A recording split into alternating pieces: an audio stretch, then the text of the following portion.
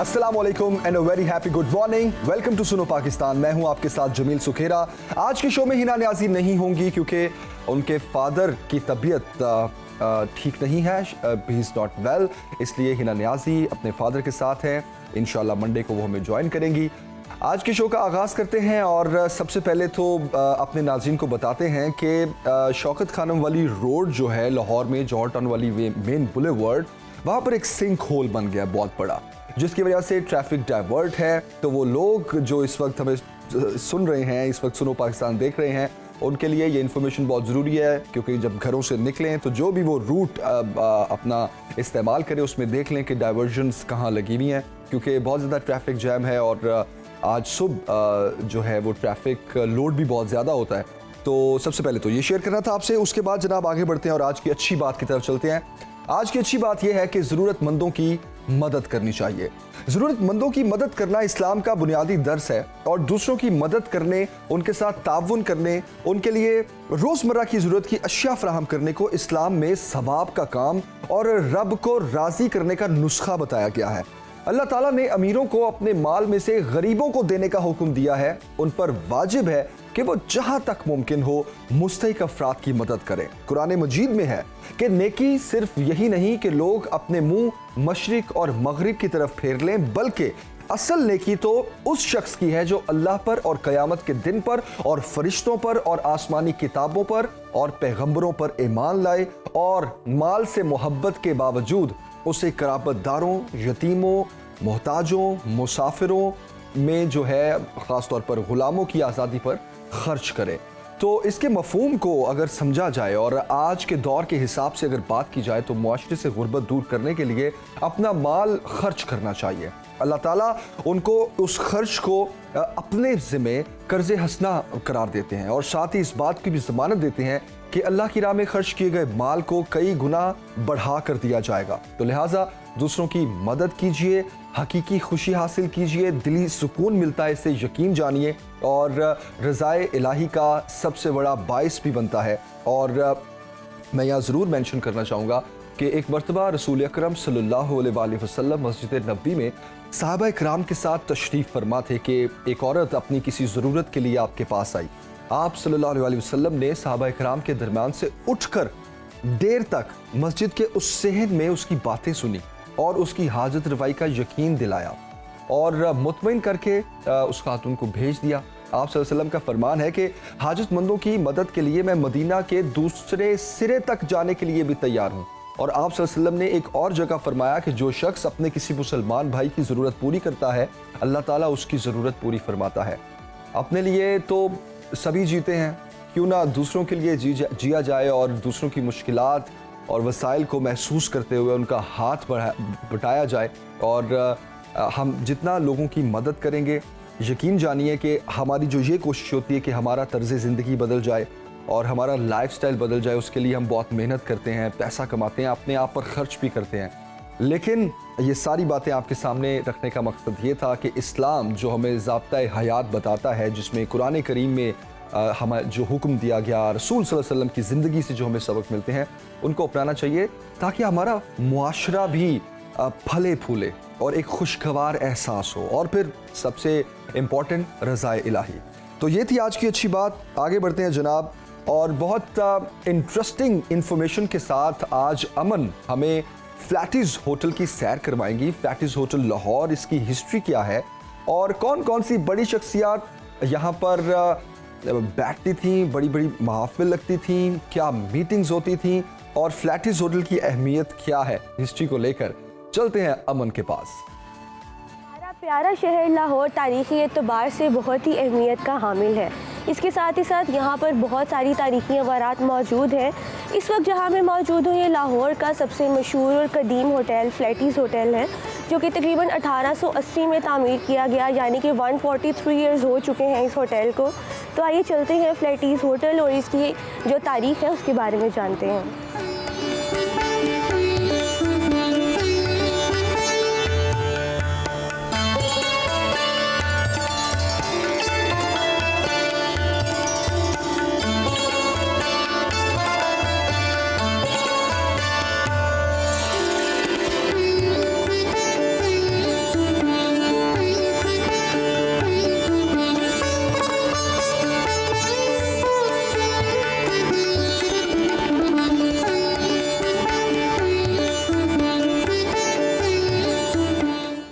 नाजरीन, 14 जुलाई 1929 को कायदे आज़म जब गाजी इल्मुद्दीन शहीद का केस लड़ने के लिए लाहौर आए थे तो वो फ्लैटीज़ होटल के रूम नंबर 101 जहाँ पर इस वक्त मैं मौजूद हूँ, यहीं पर उन्होंने क़याम किया था। तो जो आप फर्नीचर इस टाइम देख रहे हैं यही वो फर्नीचर है, कायदे आज़म के वक्त का है, उन्होंने इसको इस्तेमाल किया। यही वो सोफ़े हैं, यही वो फर्नीचर है। ज़ाहिर है वक्त के साथ रेनोवेट तो होता है, लेकिन ये सारा फर्नीचर, सारी चीज़ें उसी वक्त की यहाँ पर मौजूद हैं।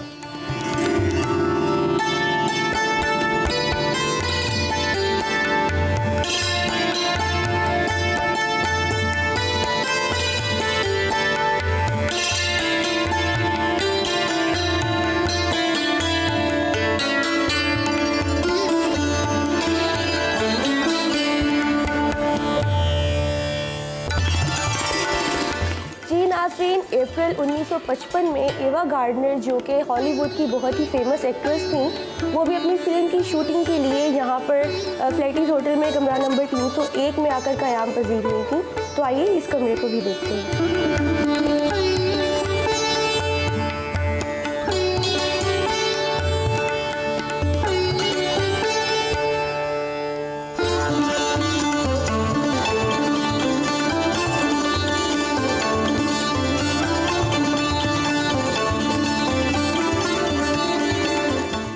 इस वक्त मौजूद हूँ पाकिस्तान होटल इंडस्ट्री की बहुत ही नामवर शख्सियत इरशाद भी अंजुम साहब के साथ, जो कि एग्जीक्यूटिव डायरेक्टर हैं फ्लैटीज़ ग्रुप ऑफ होटल के।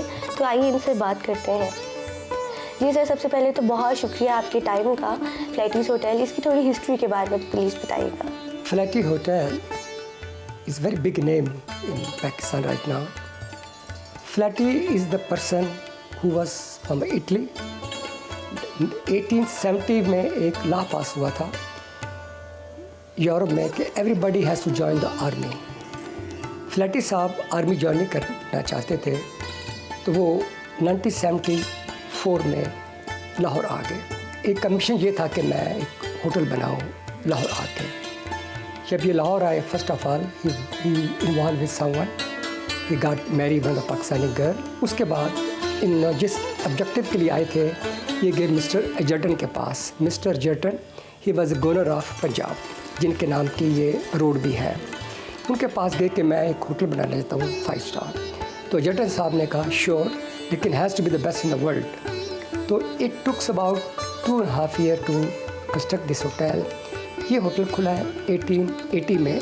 ये फ्लैटी होटल वो है कि जहाँ के जब भी कायद आज़म मोहम्मद अली जिन्ना आते थे, ये always stay in this hotel. जैसे कॉर्नलिस, जो कि पहले चीफ जस्टिस पाकिस्तान थे, he spend 13 year in this hotel. ऐसे ही अपना एवा गार्डन, टॉप की जो मूवी स्टार थी, she spend 2 week in this hotel. ऐसे ही दिलीप कुमार साहब हो गए, और अपना lord Mountbatten, he also stay in this hotel, जिन्होंने जब पाकिस्तान बना था उन्होंने साइन किए थे। पंडित Lal Nehru, you name it, यही वाहिद होटल था। ऑनर जब पाकिस्तान आते हैं तो वो एक्सपेक्ट नहीं कर रहे होते कि पाकिस्तान में भी इतने अच्छे बड़े बड़े होटल हैं, इतना वेल एजुकेटेड स्टाफ आपको सर्विस दे रहा है। जब आते हैं तो उनके एक ज़हन में जो खौफ होता है वो ख़त्म हो जाता है।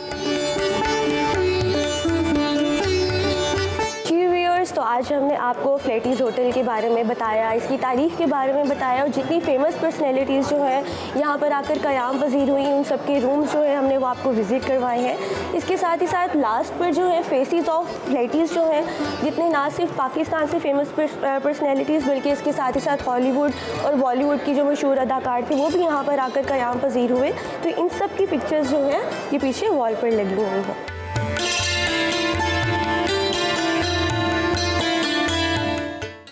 अमन, थैंक यू वेरी मच। अक्सर हमें हिस्ट्री का पता होता है, लेकिन चूंकि कहीं पढ़ा या सुना होता है तो वो फील नहीं होती उसकी। आपने जिस तरह में फ्लैटीज़ होटल की सैर करवाई, कमरा नंबर 101 दिखाया जहां कायद आज़म क़याम करते थे, फिर इस होटल की हिस्ट्री बताई, कैसे ये कंस्ट्रक्ट हुआ, इसका क़याम किस तरह हुआ, किसने बनाया, और इसकी तारीखी हैसियत क्या है, कौन कौन यहाँ पर ठहरता था।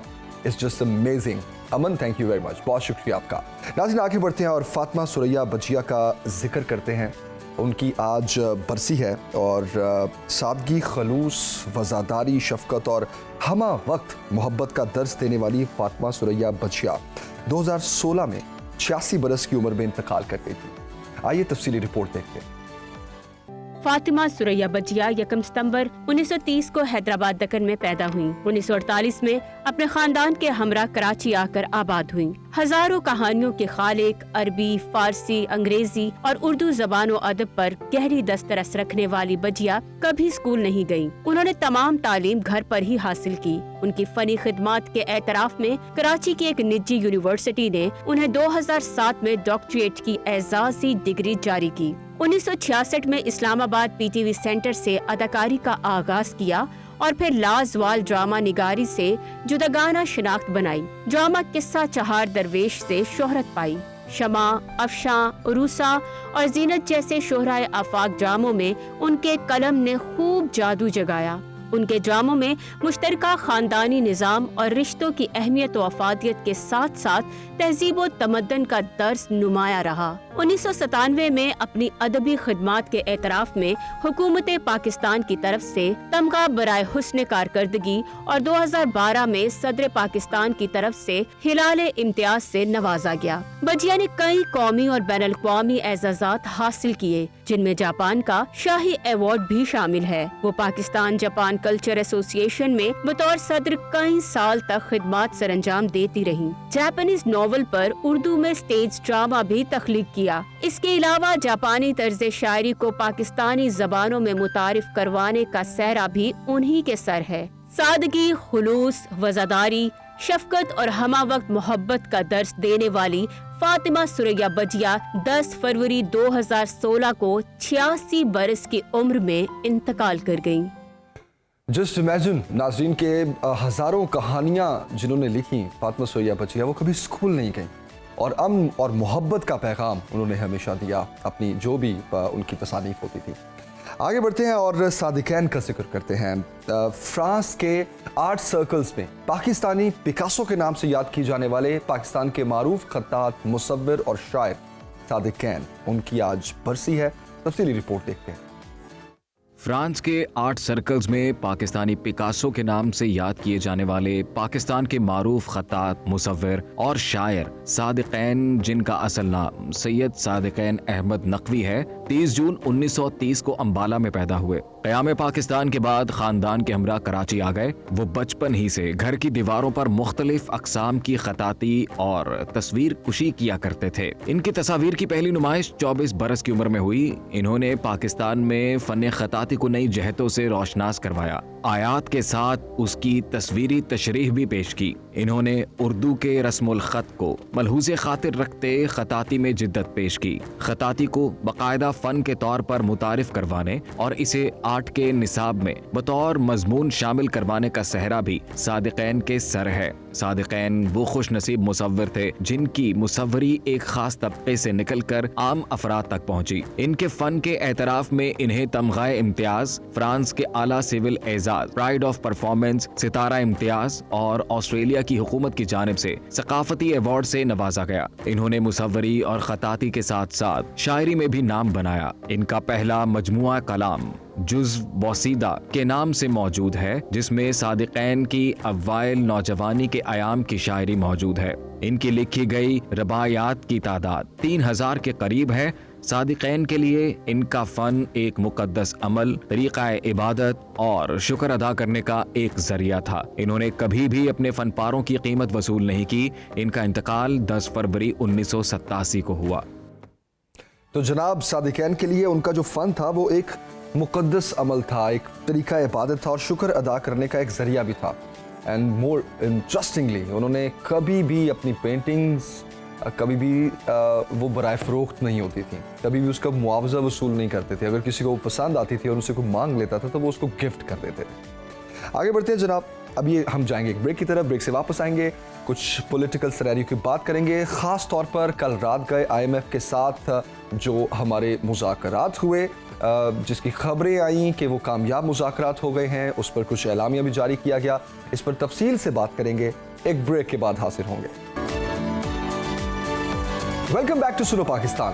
नाज़रीन, 2 सूबों में इलेक्शन होना मजीद मुश्किल हो गया है और पंजाब के भी इंतखाबात एक बड़ा चैलेंज बन गए हैं, क्योंकि इलेक्शन कमीशन के इजलास में चीफ सेक्रेटरी पंजाब पेश हुए और सूबे में मुमकिन इंतखाबात के इनेकाद के हवाले से जवाब जमा कराया। अपने जवाब में चीफ सेक्रेटरी ने सूबाई और कौमी असम्बली के इंतखाबात एक ही दिन कराने की तजवीज़ देते हुए कहा कि अलहदा इलेक्शन पर अखराजात दुगने हो जाएंगे और सिक्योरिटी की फराहमी भी मुश्किल होगी, जबकि अमन अमान बरकरार रखने के लिए भी 42 अरब रुपए दरकार होंगे।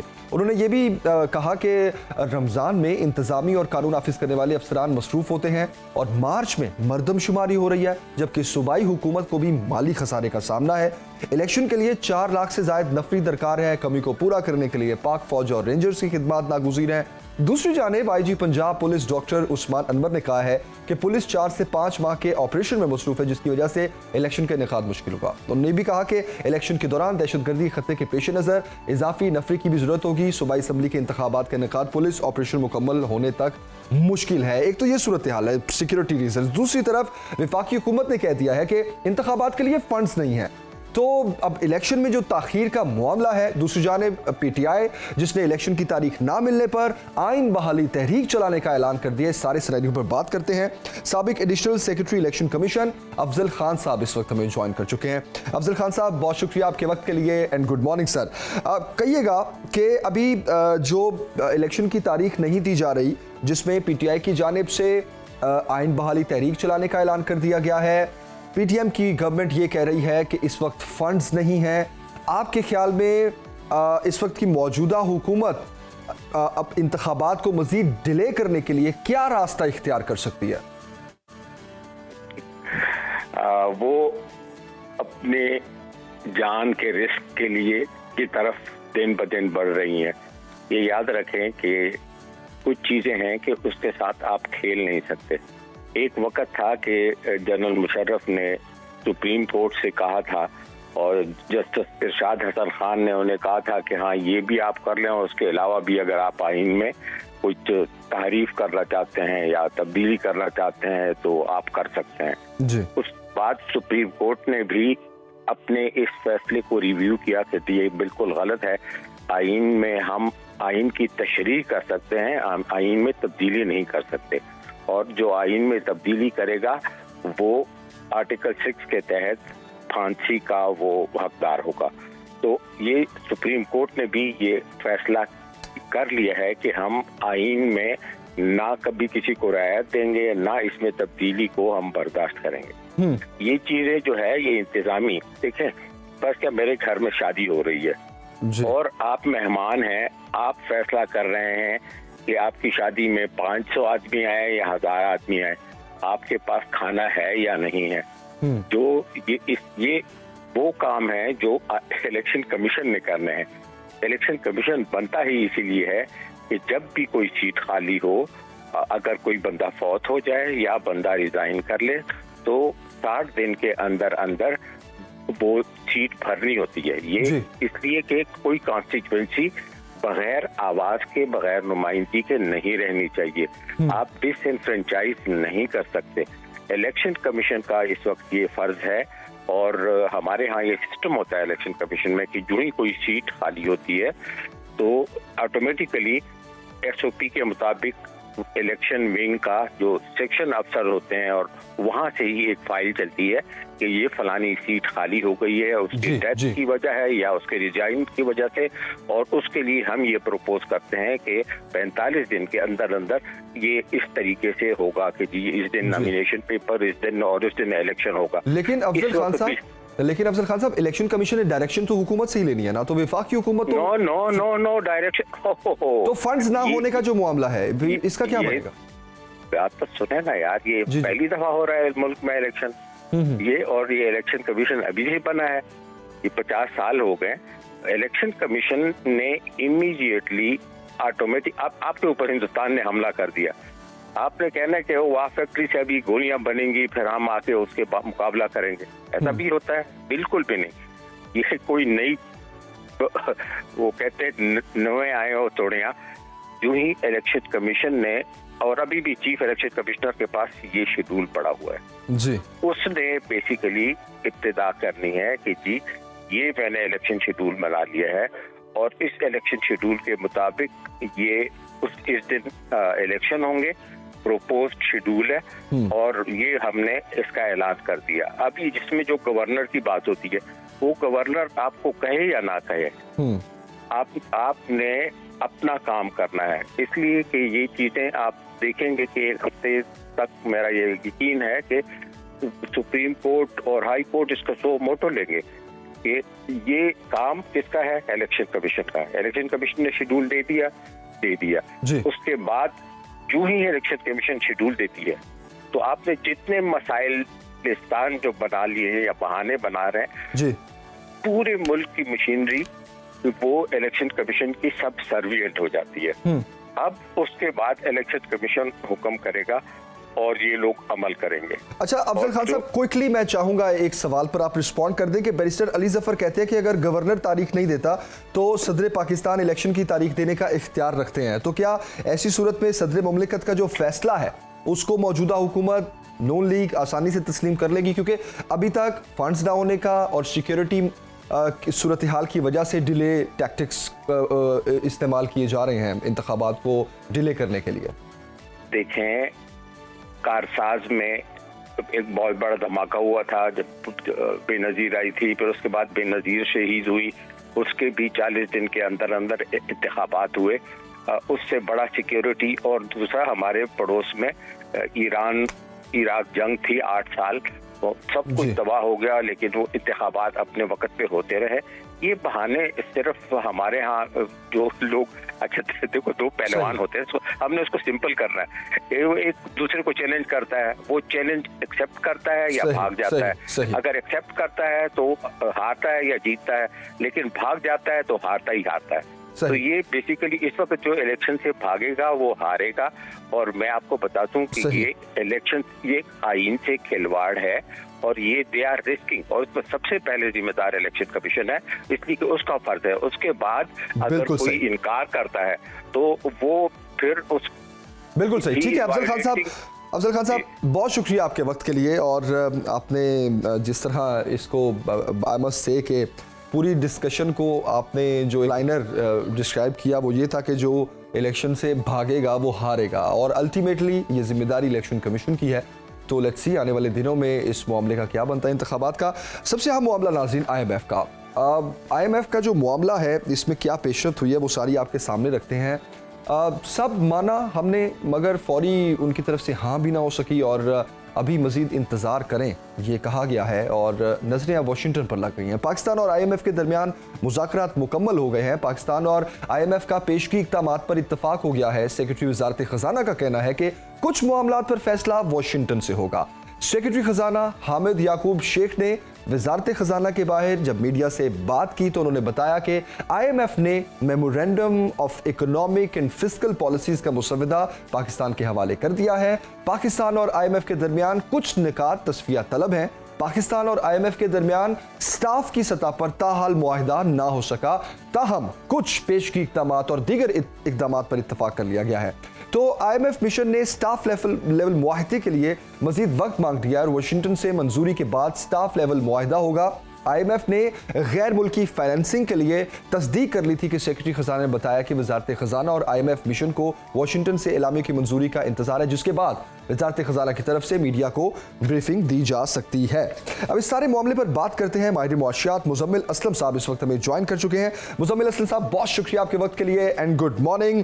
क्या कहेंगे, पाकिस्तान और IMF के दरमियान मुज़ाकरात का जो एलामिया जारी हुआ है, एलामिया के मुताबिक एक्सटेंडेड फंड फैसिलिटी के लिए 31 जनवरी से 9 फरवरी तक मुज़ाकरात हुए, और पाकिस्तान और IMF के दरमियान जो मज़ीद मुज़ाकरात हैं वो वर्चुअली जारी भी रहेंगे। अब ये जो स्टाफ लेवल की इनकी जो मीटिंग्स हैं उसके बाद आपके ख्याल में पाकिस्तान को $1 अरब जो मिलना है IMF की तरफ से, उसमें मज़ीद कितना वक्त लग जाएगा?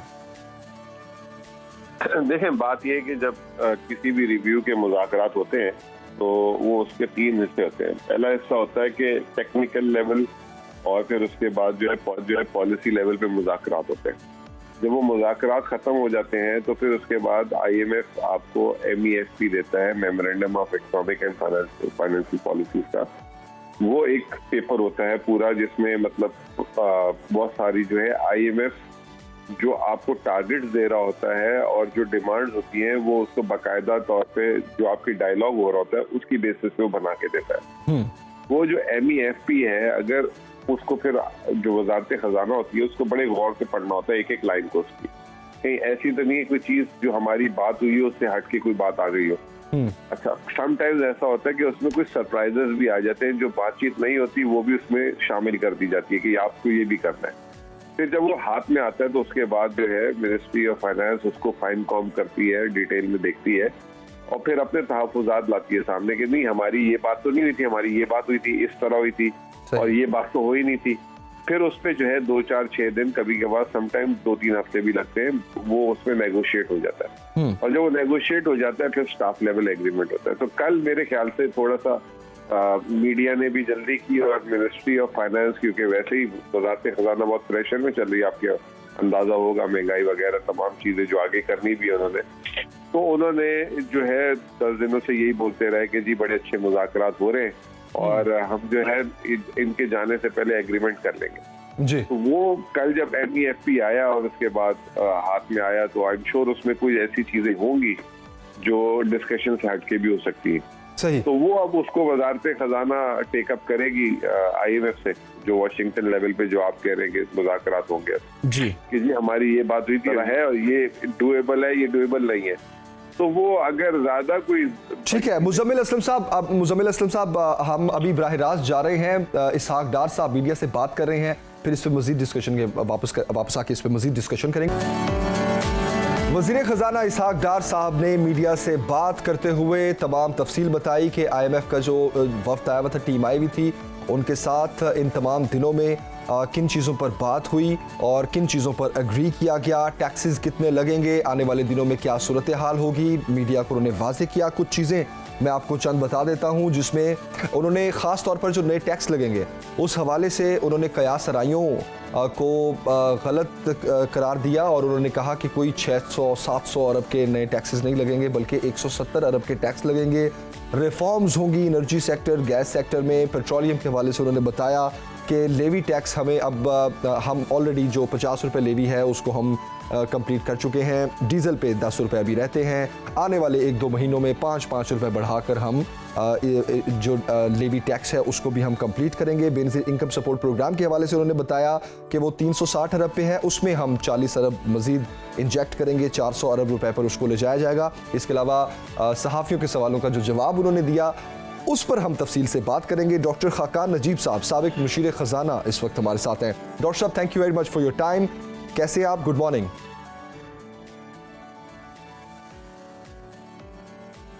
डॉक्टर खाकान नजीब साहब, कैन यू हियर मी? अस्सलाम वालेकुम। डॉक्टर साहब से हम जानेंगे कि ख़ास तौर पर जो ये बात की जा रही है कि आने वाले दिनों में मिनी बजट आएगा, अब मिनी बजट में मजीद कितने टैक्सेस लगेंगे। GST एक ख़ास अहमियत का हामिल है क्योंकि GST जब 18% लगेगा तो खाने पीने की अशिया समेत मार्केट में मौजूद तमाम चीज़ें जो हैं वो महंगी हो जाएंगी, महंगाई का एक तूफ़ान आएगा।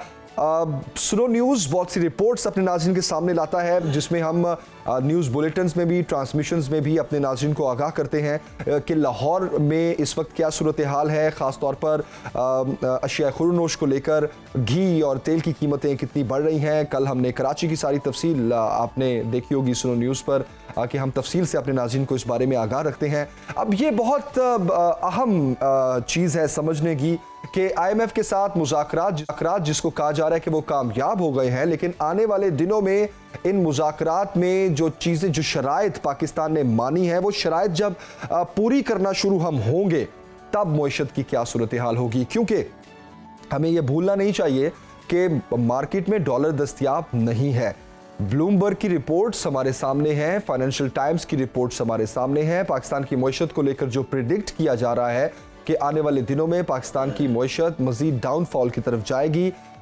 1 अरब डॉलर जो IMF से हमें मिलेगा वो इंजेक्ट करने के बाद हमारी इकोनॉमी की क्या सूरत हाल होगी। इसके अलावा जो हमें 4 से 5 अरब रुपए हमारे दोस्त ममालिक से मिलेंगे जो हम रिजर्व्स में रखेंगे डेफिसिट को पूरा करने के लिए माजरत, लेकिन उसको हम खर्च नहीं कर सकेंगे।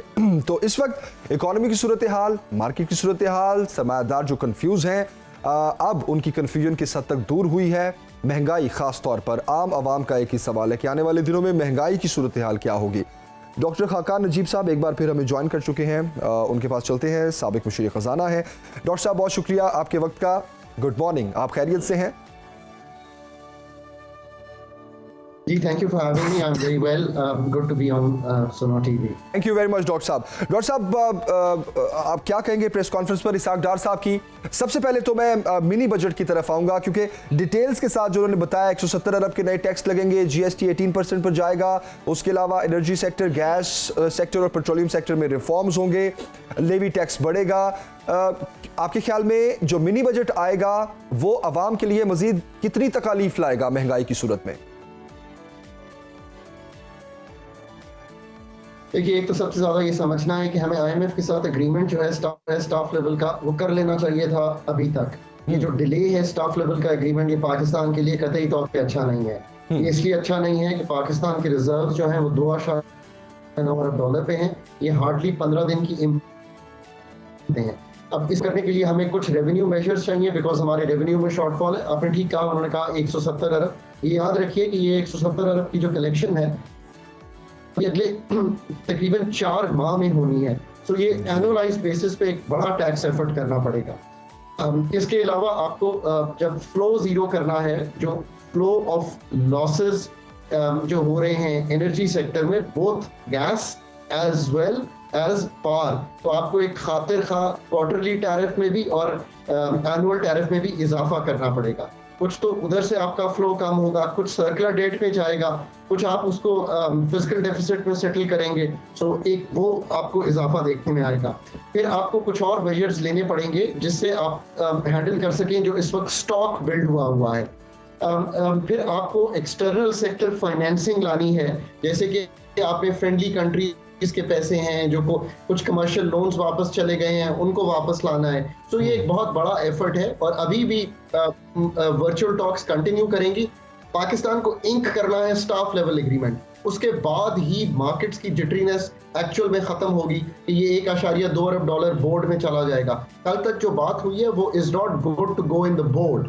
सो we have to make sure कि जब भी ट्यूसडे ऑनवर्ड्स पाकिस्तान की निगोशिएशन होगी तो ये सारी चीजों की जो अच्छी चीज हुई है, जो मैंने बारहा कहा है कि आईएमएफ वाले भी पाकिस्तानी हैं और ऑफ कोर्स अथॉरिटीज भी चाहती हैं कि पुअर जो हैं वो प्रोटेक्टेड रहें। हमारा जो बेनजीर इनकम सपोर्ट प्रोग्राम है वो 360 से बढ़ के 400 पे चला गया। So that's the positive for people, but of course the negative is कि जो पेट्रोलियम प्राइसेस, जो इलेक्ट्रिसिटी प्राइसेस, जो गैस प्राइसेस, जो नए टैक्सेस हैं वो ऑब्वियसली हर्ट करेंगे। अच्छा डॉक्टर साहब, ये फ्लो ऑफ लॉस किस तरह खत्म होगा? एक तो जो रिफॉर्म्स की बात की जा रही है, समझ आ रही है, मे बी प्राइस रिवाइज की जाए, मे बी टेबल टॉक की जाए, आईपीपीज का मामला या फिर एनर्जी, गैस और पेट्रोलियम सेक्टर का मामला, इसको केटर करने के लिए हुकूमत तो चले किस तरह इसको कर लेगी ओवरकम इस मामले को, लेकिन जो प्राइवेटाइजेशन ऑफ द इंस्टीट्यूशन है, जो खसारे में है, वो किस तरह मुमकिन हो पाएगा? तो देखिए ना, असल बात तो यही है जो आपके सामने रखी है कि हम प्राइस इंक्रीज करके तो कुछ वक्त के लिए ये बैंडेज बांध सकते हैं, बट असल जो एफिशिएंसी लॉसेस हैं, जो कलेक्शन लॉसेस हैं, जो टी&डी लॉसेस हैं, जो ओवरऑल गवर्नेंस के लॉसेस हैं, जो मैनेजमेंट की वीकनेसेस हैं, इनको दूर करने का तो असल तरीका यही है ना कि आप एनर्जी सेक्टर को प्राइवेट सेक्टर में दें, आप एनर्जी सेक्टर में कंपेटिटिव मार्केट क्रिएट करें, एक multi buyer multi seller model हो जैसा कि आप टेलीकॉम सेक्टर में देखते हैं। इसके लिए तो अगले आपको कई साल दरकार हैं कि आप वाकई में ये चेंजेस कर सकें, बट कोई भी हुकूमत पाकिस्तान में एनर्जी सेक्टर में पिछली 1 दहाई से ज्यादा का वक्त गुजर चुका है, ये चेंजेस नहीं कर पाई है।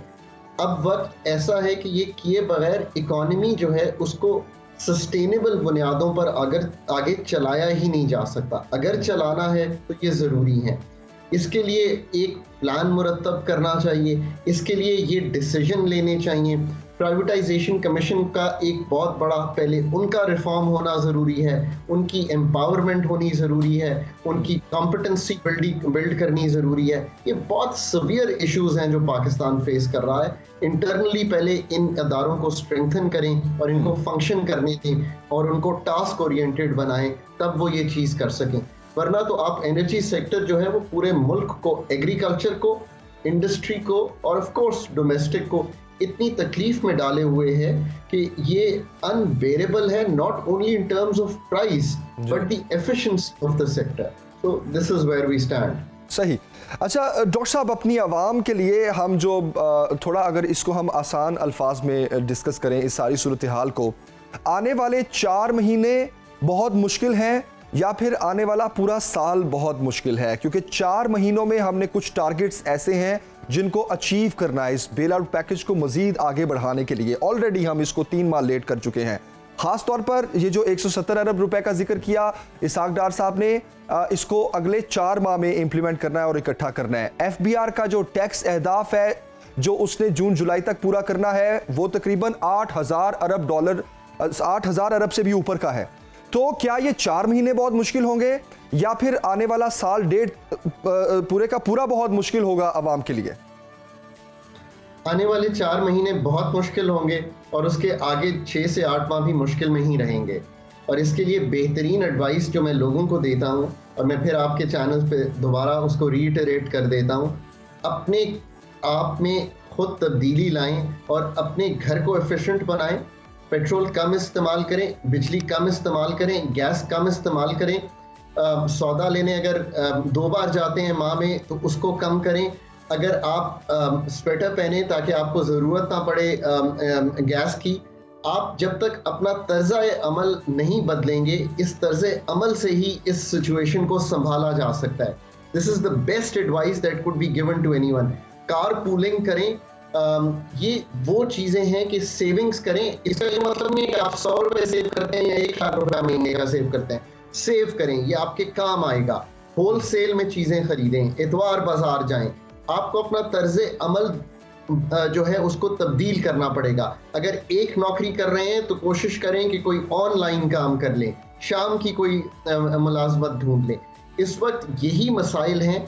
हुकूमत तो जो कर रही है सो कर रही है, बट आपको अगर ये वक्त गुजारना है, ये चैलेंजिंग है, इसमें कुछ भी आप ऐसा मेजर नहीं कर सकते कि हुकूमत ये सारी चीजें दुरुस्त कर दे।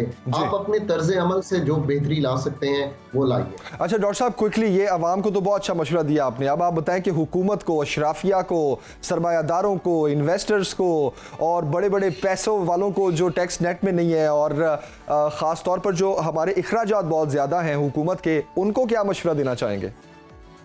देखिए, बेहतरीन मशवरा ये है, पहले IMF का एग्रीमेंट कल जो गुजर गया है उस दिन कर लें। उससे आपके फॉरेन फंड फ्लोज बढ़ेंगे और इस वक्त पाकिस्तान फॉरेन एक्सचेंज शॉर्टेज में चला गया है, उसमें से निकलने की राह जो है वो हमवार होगी।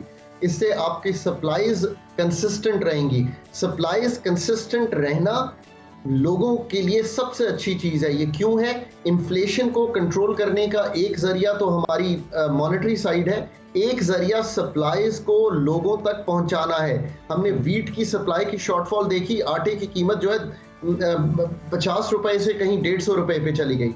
सो करना ये है हुकूमत को कि supplies in the short run must be maintained, ताकि डॉलर्स जो हैं वो इन चीज़ों पे खर्च हो रहे हों, दाल पे, आटा पे, एडिबल ऑयल पे और पेट्रोलियम प्रोडक्ट्स पे। इसके अलावा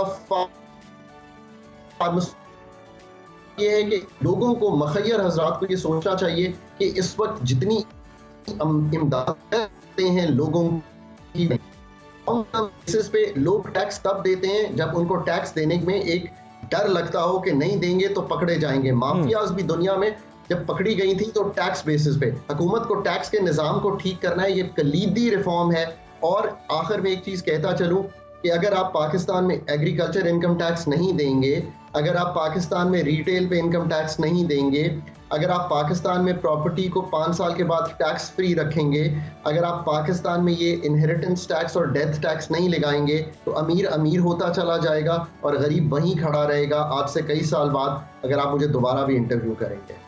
डॉक्टर खाकान नजीर साहब, बहुत शुक्रिया आपके वक्त का। और लेट्स सी जनाब, आने वाले दिनों में क्या सूरत हाल होती है, क्योंकि कुछ चीज़ें सागदार साहब ने अपनी प्रेस कॉन्फ्रेंस में वाज़ेह कर दी हैं कि आने वाले दिनों में मज़ीद टैक्सेस लगेंगे और मिनी बजट भी आएगा। जिस तरह आपने डॉक्टर खाकान साहब की बातें सुनी, उससे ये लग रहा है कि यकीनन हमें फजूल खर्ची नहीं करनी चाहिए। बहुत हिम्मत और हौसले की भी ज़रूरत है, लेकिन यही हिम्मत और हौसला और हुकूमत को भी चाहिए कि वो फजूल खर्ची ना करे। ख़ास तौर पर डॉलर की स्मगलिंग का जो मामला है या फिर कार्टल्स माफिया राज का जो मामला है, उसको भी बहुत ज़्यादा कैचर करने की ज़रूरत है। बड़े स्ट्रिक्ट एक्शंस लेने की ज़रूरत है। पेट्रोल कई शहरों में मिल ही नहीं रहा, उस पर भी कैप्स लगा दी गई हैं। 200 से ऊपर नहीं मिलेगा बाइक वालों को, 1000 रुपये से ऊपर नहीं मिलेगा गाड़ी वालों को। अब वो शायद इसलिए है कि शायद पेट्रोल प्राइस बढ़ने वाली है, तो जो उनके पास स्टोर है उस पर वो ज़्यादा मुनाफा कमा लेंगे। तो इस सारी सूरत हाल में बहसीत कौम हमारे भी कुछ फ़राइज़ बनते हैं कि हम हुकूमत के साथ खड़े हों, और हुकूमत के ज़्यादा बनते हैं कि वो अवाम के साथ खड़े हों। और अब तो 12 जमातों की हुकूमत है। मेरा ख्याल है अगर सब मिल के अवाम के साथ खड़े हों तो हम इस मुश्किल सूरत हाल से निकल सकते हैं। एक ब्रेक लेते हैं, ब्रेक के बाद हाजिर होंगे, हमारे साथ रहिए। Welcome back to Suno Pakistan. नाज़रीन, अब हम बात करेंगे हमसायों के हुकूक पर। इंसान का अपने वालिदैन, अपनी औलाद और करीबी रिश्तेदारों के अलावा जो सबसे ज़्यादा वास्ता और ताल्लुक़ पड़ता है वो पड़ोसियों से होता है। चुनाचे वो पड़ोसी जिसके घर की दीवार आपके घर के दीवार के साथ मिली हो, जिसको कहते हैं कि दीवार सांझी हो, तो उसका हक उस पड़ोसी से ज़्यादा है जिसका घर आपके घर से कुछ दूर हो। पड़ोसी सिर्फ वही नहीं जो आपके घर के पास रहता है। पड़ोसी का शुमार हर उस जगह पर होगा जहाँ भी आप मौजूद हों, लाइक आपका ऑफिस, काम करने की जगह, जहाँ आप ज़्यादा वक्त गुजारते हैं, आपका घर। इस्लाम में पड़ोसी के हुकूक का दायरा इससे भी वसी है। एक गांव दूसरे करीबी गांव का पड़ोसी है, एक रियासत दूसरी रियासत की पड़ोसी है। बल्कि इस्लाम में पड़ोसी का ये जो फलसफा है ये आलमी सतह पर है, यानी एक मुल्क दूसरे मुल्क का पड़ोसी है। गोया इस्लाम ने अफराद से लेकर पूरी दुनिया को पड़ोसी के रिश्ते में जो एक परोया है, ताकि पड़ोसी का हुकूक बजा लाते हुए ना सिर्फ एक फर्द बल्कि पूरी इंसानी दुनिया की ज़िंदगी एक खुशगवार माहौल में ढल जाए। हमसायों के क्या हुकूक हैं, क्या फ़राइज़ हैं, इस्लाम में हमें क्या तालीमात दी गई हैं, अल्लाह के क्या अहकामात हैं, इस पर हम बात करेंगे तफसील से। Islamic scholar doctor Syeda Sadia इस वक्त हमारे साथ हैं। डॉक्टर साहिबा, thank you very much for your time. Good morning, कैसी हैं आप? बहुत शुक्रिया जी, अल्हम्दुलिल्लाह मैं खैरियत से हूँ। आपका बहुत शुक्रिया कि आपने मदऊ किया, इतनी खूबसूरत गुफ्तगू जो और मौजू जो आपने इसका इंतखाब किया है हमसाये के हुकूक के हवाले से। Thank you very much doctor साहिबा। सबसे पहले तो मैं ये जानना चाहूँगा आपसे कि हमसायों के हुकूक के क्या क्या अहकामात हैं इस्लाम में? बिस्मिल्लाहिर्रहमानिर्रहीम। जैसा कि आप अभी अपनी गुफ्तगू में फरमा रहे थे कि हमसाया इससे मुराद क्या है कि आपकी दीवार का सांझी, कि दीवार के उस पार रहने वाला। तो इसके लफ्ज़ ही बहुत खूबसूरत है। हम साया यानी हमारे साए में रहने वाला, जो मेरे साथ बिल्कुल रहने वाला है, उसके क्या हकूक़ हैं।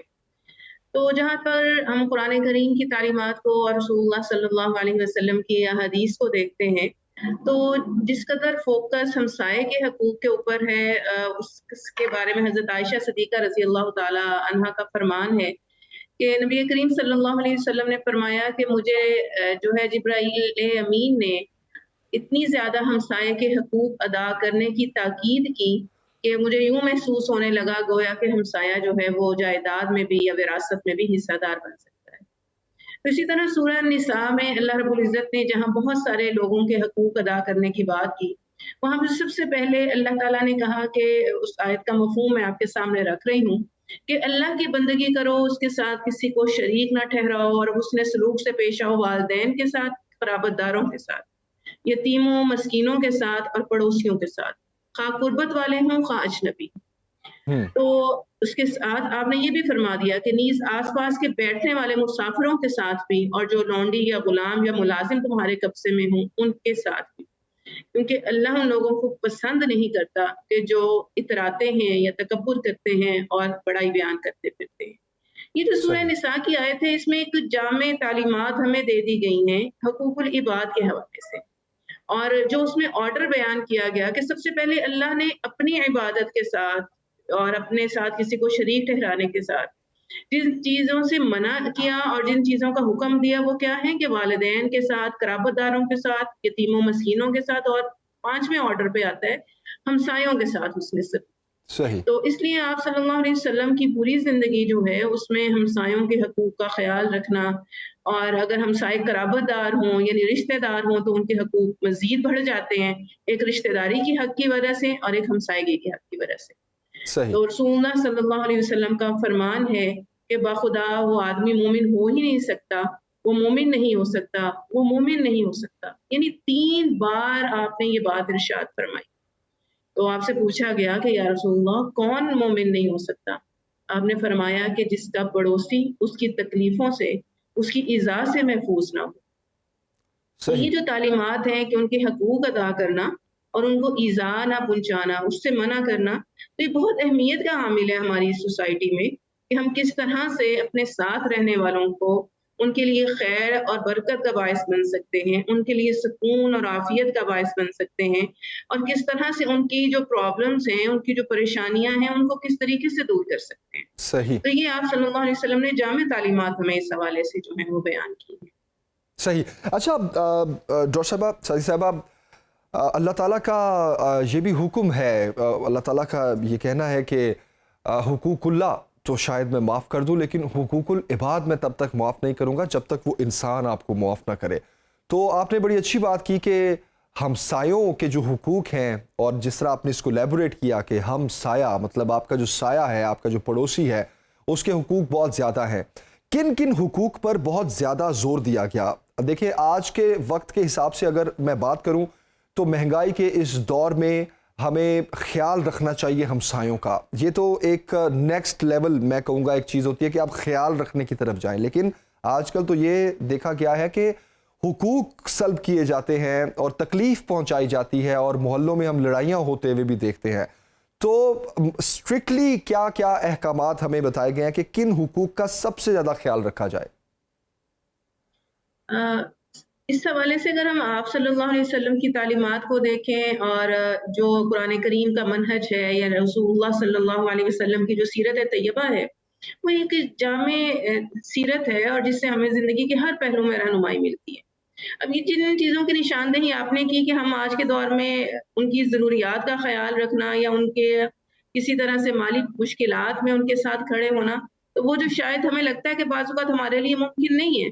लेकिन अखलाकियात का जो दायरा है कि जिसमें एक दूसरे के साथ हुस्न सलूक से पेश आना है, एक दूसरे के साथ मुस्कुराते हुए अंदाज में जो है वो मिलना है, एक दूसरे की खबरगिरी करनी है, और उसकी किसी मुश्किल या परेशानी में जहाँ तक मैं जिस्मानी तौर पर मैं अपने अल्फाज के ज़रिए से उसके लिए कोई बेहतरी की गुंजाइश ला सकती हूँ, तो वो बेहतरी की गुंजाइश लानी चाहिए।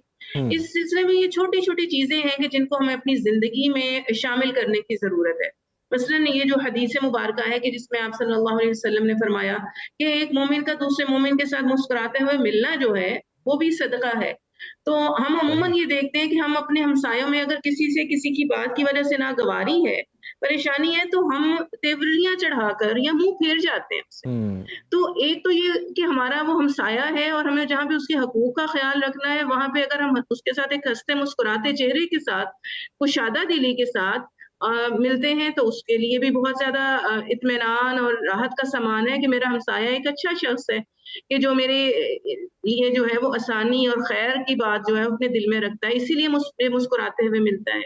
इसी तरह जो सलाम करने को जो रवाज दिया गया कि तुम हर एक को सलाम करते हो जिसको तुम जानो या ना जानो, ये जो हदीस है आप सल्लल्लाहु अलैहि वसल्लम की फरमाए, और अस्सलामु अलैकुम कहना जो है वो क्या है कि वो रहमत है, बरकत है। अब दूसरे को बताते हैं कि मेरे दिल में तुम्हारे लिए बहुत ज़्यादा खैर ख़ाही है, मोहब्बत है, मैं तुम्हारा बुरा सोच ही नहीं सकता। तो उस सलाम को आपस में अपने हमसायगी में रवाज देने की ज़रूरत है।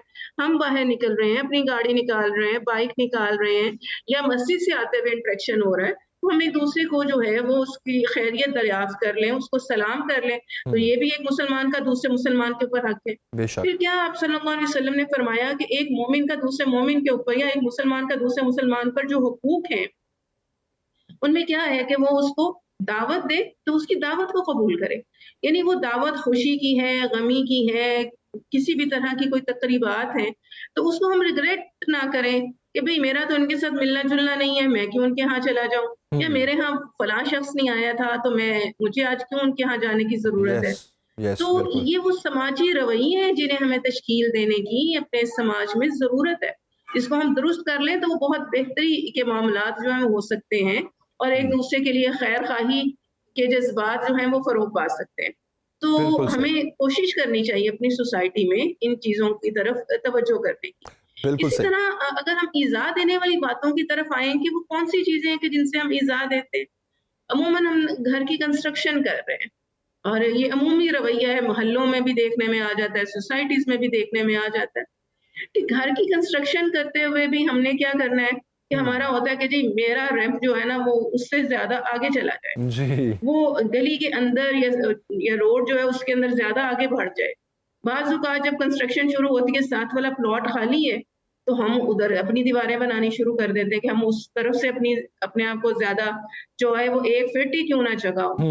यस। तो नबी करीम सल्लल्लाहु अलैहि वसल्लम ने फरमाया कि जिसने एक बलिश्त भी किसी की ज़मीन ली होगी, नाहक ली होगी, तो वो क़यामत के दिन उसका तौक बन जाएगा गले में। सही। इसी तरह दीवारें ज़्यादा ऊँची करना, जिससे हम साए के घर की हवा रुक जाए। तो हम 4-4, 5-5 मंजिला घर बनाते चले जाते हैं। साथ में जो हमसाया है उसको तकलीफ पहुँचती है, उसको ईज़ा पहुँचती है, उसके घर रोशनी, पानी या हवा जो है वो प्रॉपर नहीं पहुँच रही होती। फिर अपने घर के शेड या दीवारों को इस तरीके से तरतीब देना, दूसरे की तरफ खिड़की रख लेना। सही। और कुछ अर्सा पहले तो इस तरह से वो था कि बाकायदा मुकाबले हुआ करते थे लोगों के कि कहाँ पे जो है वो किसके घर सही। में डेक ज़्यादा ऊँची लगा है। बिल्कुल उससे डॉक्टर ज़्यादा साहबा, ये वो वो तमाम लगाना है। चीज़ें हैं, इसमें कोई शक नहीं, बिल्कुल आपने दुरुस्त फरमाई। ये वो तमाम चीज़ें जिनका ख्याल रखना बहुत ज़रूरी है और ये वो हुकूक है जिनका ख्याल रखना बहुत ज़रूरी है। क्विकली मैं चाहूँगा आप कमेंट कर दें कि बच्चों की लड़ाई में बड़े कूद पड़ते हैं और एक ही मोहल्ले में जब ये लड़ाई होती है तो वो इतनी संगीन हो जाती है कि मीडिया में भी वो रिपोर्ट होती हैं और जानलेवा हो जाती हैं वो लड़ाइयाँ। आप उन पेरेंट्स को और उन बच्चों को क्या पैगाम देना चाहेंगी? एक हमारे अहले इल्म में से हैं और उनकी बहुत खूबसूरत बात है कि सबसे बेहतरीन जो चीज़ है वो बच्चों की है और वो क्या है कि बच्चे झगड़े बड़ी जल्दी भूल जाते हैं और इधर झगड़ते हैं, उधर फिर वो उसको भुलाकर फिर आपस में अपनी दोस्तियां, अपनी मोहब्बतें जो है वो परवान चढ़ाने लग पड़ते बिल्कुल। हैं। तो अब जिन बच्चों की वजह से हम लड़ रहे होते हैं और हम कई महीने एक दूसरे को नहीं बोलते हैं, तो वो बच्चे फिर वहीं पे ही होते हैं। तो बिल्कुल। वहाँ पे जो पेरेंट्स हैं जो या रिश्तेदार हैं जो भी उस बच्चे के हैं, वहाँ पे दिलों में गुंजाइश निकालनी चाहिए कि वो बच्चा भी मेरा बच्चा है और ये बच्चा भी मेरा बच्चा है। बेशक बेशक। मुझे ये लगता है कि जो हमारा बचपन था उसमें तो इन चीज़ों का बहुत लिहाज रखा जाता था। एक हमसाये ने भी अगर मना कर दिया कि बच्चे ये काम गलत मत करें, आप बाहर क्यों खड़े हैं, आप घर के अंदर चले जाएँ। तो वो समझा जाता था कि ये पूरे मोहल्ले का बच्चा है। लेकिन अब वो कॉन्सेप्ट जो है कि नहीं, जो मेरा बच्चा है उसे कोई दूसरा ना कहे, तो हमने बच्चों को जो है ना वो ज़्यादा पैम्पर्ड करना शुरू कर दिया, जिसकी वजह से मसाइल भी आ रहे हैं। बहुत तो अच्छा कोशिश यही आपने करनी मैसेज चाहिए दिया, कि बच्चों बहुत अच्छा को आपने तो पैगाम दिया। डॉक्टर सादिया साहिबा, बहुत शुक्रिया आपके वक्त के लिए, बहुत शुक्रिया सुनो पाकिस्तान को ज्वाइन करने के लिए। बहुत अहम ये डिस्कशन, हमसायों के हुकूक की जब हम बात करते हैं तो सिर्फ बात करने की हद तक नहीं, उसको अमली तौर पर भी हमें अपनाना चाहिए और हमसायों के हुकूक का ख्याल रखना चाहिए। अगर हम किसी की मदद नहीं कर सकते तो कम से कम हमें ये कोशिश करनी चाहिए कि हमारे से किसी को तकलीफ ना पहुंचे। एक ब्रेक लेते हैं, ब्रेक के बाद वापस आएंगे। पाकिस्तान सुपर लीग की बात करेंगे। सीजन 8 के लिए ट्रॉफी की रुनुमाई कर दी गई है। इरफान ज़हीर साहब हमारे साथ होंगे, उनसे तफसील से बात होगी। हमारे साथ रहिए।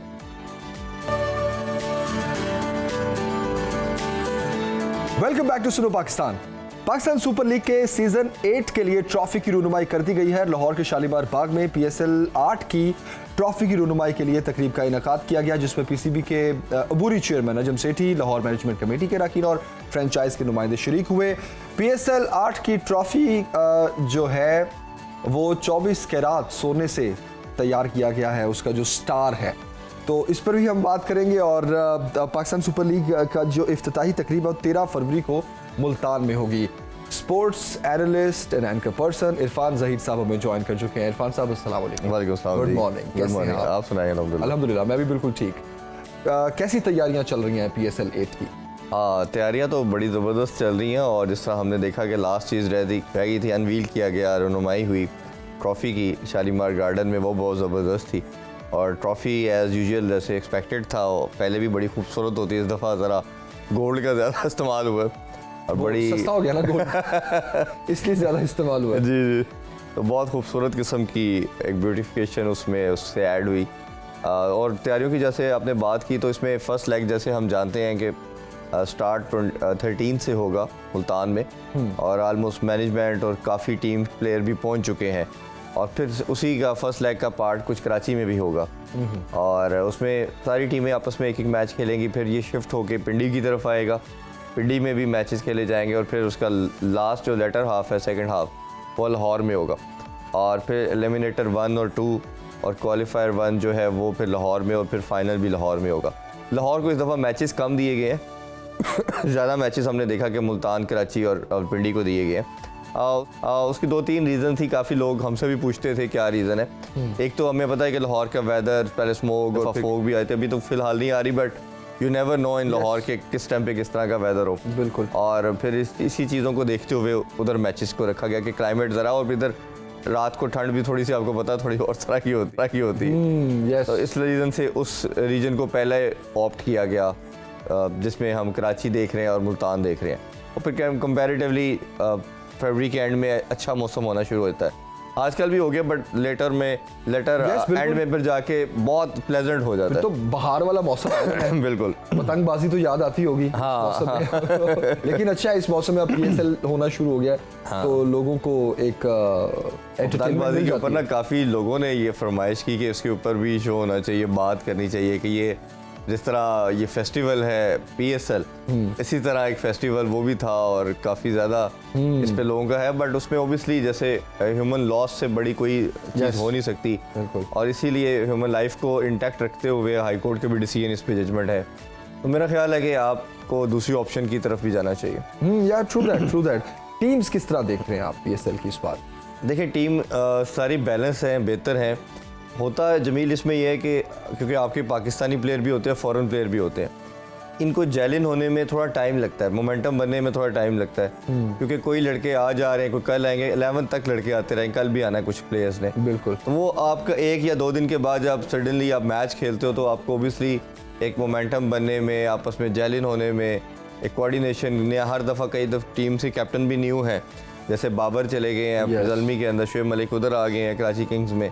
तो आपके जब न्यू कैप्टन होता है फिर कईयों के कोच नए हैं तो वो आपको थोड़ा सा टाइम तो लगता है, बट आफ्टर 3-4 मैचेस आप थोड़ा सा सेटल डाउन होना शुरू होते हैं और जो टीम मोमेंटम पिक कर लेती है, गेन कर लेती है, वही फिर थ्रू करती है।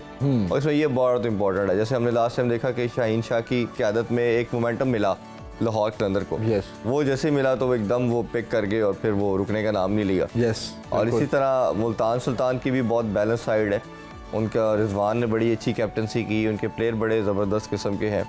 और मैं इस PSL में डार्क हॉर्स जो समझता हूँ इस्लामाबाद यूनाइटेड को समझता हूँ। अच्छा। आल्दो कि उनके पास बहुत बड़े नाम नहीं है बट उनकी एक टीम ऐसी है जिसमें वो ज़्यादा रिलाय, हमेशा उनकी एक चीज़ रही है कि यंगस्टर पे करते हैं। और इस दफ़ा की एक चीज़ ये है कि आज़म खान भी उनके पास आ गए हैं क्योंकि सरफराज के होते हुए उनको चांस कई दफ़ा नहीं मिलता था या एज ए सेकंड कीपर के तौर पे वो खेलते थे, तो वो इस्लामाबाद यूनाइटेड के साथ है। तो मेरा ख्याल है कि एक अच्छा आपका एक बैलेंस साइड, और ज़ल्मी भी काफ़ी कोशिश करेगी इम्प्रूव करने के लिहाज से क्योंकि अभी बाबर आए हैं। बाबर का भी होगा कि लास्ट टाइम आलमोस्ट 10 मैचेस में से सारे मैच हारे, 1 मैच जीते। वो अपने ऊपर वो जो टैग था कि अच्छे कैप्टन नहीं है, वो भी कोशिश करेंगे किसी तरह PSL में परफॉर्म करके, अच्छा उनकी टीम परफॉर्म करेंगी तो ओबियसली उनके ऊपर भी ये जो बर्डन है इस टाइम जो काफ़ी ज़्यादा शिफ्ट हो चुका है उसको भी वो ज़रा अंडू करेंगे। स्ट्रॉन्गेस्ट टीम कौन सी लग रही है आपको इस बार? देखें इस टीम में जैसे मैंने कहा कि वो ग्रेजुअली हमें कुछ मैचेस के बाद पता चलेगा, बट अभी ऑन पेपर देखा जाए तो लाहौर कलंदर ने आलमोस्ट वही टीम को कोशिश की है कि पिक किया जाए। सिर्फ एक मोहम्मद हफीज़ हमें नज़र नहीं आ रहे और मेरा ख्याल है कि अगर वो होते तो ज़्यादा बैलेंस साइड होती। अब वो उसके कई डिबेटेबल चीज़ है कि क्यों नहीं उसमें PCB ने रखा, फ्रेंचाइज की तरफ से भी डिमांड क्यों नहीं थी। जहाँ तक मेरी हफीज़ साहब से बात हुई है तो हफीज़ भाई विलिंग थे, वो खेलना चाह रहे थे और उन्होंने कहा कि मेरी फिटनेस भी पूरी इंटैक्ट है। हाँ बट लेकिन अगेन आपको किसी ना सूनर और लेटर ये स्टेज तो आती है लाइव कैरियर के अंदर कि आपको किसी ना किसी पार्ट पे, जैसे इंटरनेशनल क्रिकेट से रिटायरमेंट ली अवेल है, बट अगर दूसरी तरफ देखें तो शायद अफरीदी शायद अभी भी खेल रहे हैं। तो ज़ल्मी का पार्ट है, वो हमने देखा अच्छी बैटिंग की उन्होंने नुमाइशी मैच के अंदर भी। तो ये बड़ी, और सबसे इसमें क्रेडिट देना चाहूँगा इधर मैं शुएब मलिक को कि आप जिस एज के अंदर आके भी अभी वो परफॉर्मेंस दे रहे हैं Yes. और कब से हम उनको देख रहे हैं और माशाल्लाह। बल्कि वो तो कहते हैं कि 99 मेरी एनर्जी 25 साल वाले नौजवान की है। नहीं, आप आज उनको भी। मैं इतना फिट हूँ। इतना फिट, इसमें कोई शक नहीं है। आप उनको BPL के अंदर भी अगर उनकी परफॉर्मेंसेस देखें, आप देखें किसी भी सीनियर प्लेयर की परफॉर्मेंस को गेज करना तो आप ऑन फील्ड देखते हैं कि वो स्प्रिंट किस तरह लगाता है, भागता किस तरह है, उसकी एनर्जी लेवल क्या है, फील्डिंग कैसे कर रहा है, या अगर रन ले रहा है तो रन के अंदर उसकी क्या एनर्जी है, तो वो आपको सब चीज़ें उनकी पूरी नज़र आएंगी। और ये एक जो डिबेट होती है कि एज के बाद नहीं खेलना चाहिए, जो वो जैसा मिसबा के टाइम या यूनुस के टाइम था, age is just a number, जैसा मिसबा 43 तक खेले, तो अब मेरा ख्याल है कि अगर शोएब मलिक फिट हैं और परफॉर्मेंस दे रहे हैं तो एज को आपको बिल्कुल साइडलाइन कर देना चाहिए और उनको अपॉर्चुनिटी देनी चाहिए अगर उनकी फॉर्म लगी हुई है। और उसमें कई लोग कहते हैं कि छोटे फॉर्मेट के ये हैं, मैं इन्हें मानता हूँ कि शोएब मलिक जैसा प्लेयर ODI के लिए ज़्यादा सूटेबल है, क्योंकि आपका भारत में वर्ल्ड कप आ रहा है और मिडिल ऑर्डर आपका स्टेबल नहीं है, और एक लास्ट अगर अपॉर्चुनिटी चाहिए और जिस तरह के स्पिनिंग ट्रैक होने हैं, और पाकिस्तान में स्पिन बॉलिंग को शोएब मलिक से बेहतर कोई नहीं खेलता। ट्रू दैट, ठीक है, तो ये अभी अराउंड द कॉर्नर है वर्ल्ड कप, आपका 6-7 मंथ तो रह गए हैं। तो मेरा ख्याल है कि एक नोट पे बोर्ड को इनके साथ बैठना चाहिए, बात करनी चाहिए, इनको कहना चाहिए कि हम आपसे ये डिमांड कर रहे हैं, आप क्या सोचते हैं, तो एक म्यूचुअल अंडरस्टैंडिंग के साथ बिल्कुल इसको लेके चलना चाहिए। बिल्कुल सही। इरफान ज़ई साहब, thank you very much for your time. और आप स्टूडियो जब आते हैं तो 4 चांद लग जाते हैं, खासतौर पर स्पोर्ट्स की जब बात होती है। तो नाज़रीन, आपसे इजाज़त लेने का वक्त हो गया, आपसे मुलाकात होगी इंशाल्लाह अगले हफ्ते। और जाते जाते हिना न्याज़ी के वालिद साहब के लिए हम दुआ गो हैं कि वो जल्दी से सेहतयाब हो जाएं, और पीर वाले दिन हिना न्याज़ी हमें इस शो में ज्वाइन करें। आपसे मुलाकात होगी पीर को। अपना बहुत सा ख्याल रखिए, फीडबैक जरूर दीजिएगा। इजाज़त दें, अल्लाह हाफ़िज़।